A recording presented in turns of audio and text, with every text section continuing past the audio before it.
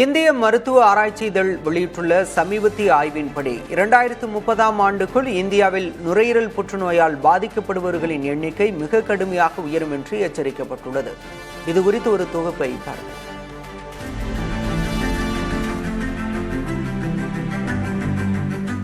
நுரையீரல் புற்றுநோய் ஆண்களுக்கு ஆண்டுக்கு 4.3 விழுக்காடு என்ற விகிதத்தில் அதிகரிக்கிறது என்றால், பெண்களுக்கு இந்த நோயின் தாக்கம் ஆண்டுக்கு 6.7 விழுக்காடு என்ற விகிதத்தில் மிக வேகமாக அதிகரித்து வருகிறது.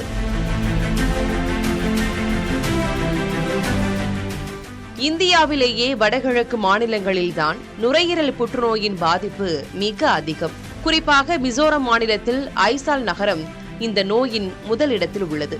ஒரு காலத்தில் புகைப்பிடிப்பவர்களுக்கு மட்டுமே வந்த இந்நோய் தற்போது புகைப்பிடிக்காத பெண்களையும் அதிக அளவில் தாக்குகிறது.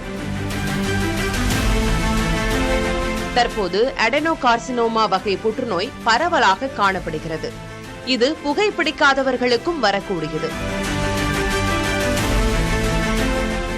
புகையிலை பயன்பாடு ஒருபுறம் இருந்தாலும், வெளிப்புற மற்றும் வீட்டு உபயோக எரிபொருட்களால் ஏற்படும் காற்று மாசு இதில் முக்கிய பங்கு வகிக்கிறது.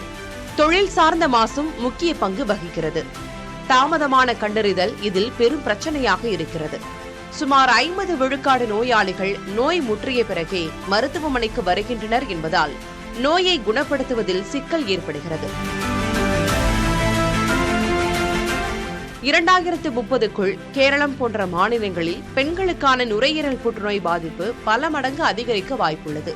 எனவே முன்கூட்டியே பரிசோதனைகளை மேற்கொள்ள வேண்டிய அவசியம் ஏற்பட்டுள்ளதாக மருத்துவர்கள் எச்சரிக்கின்றனர்.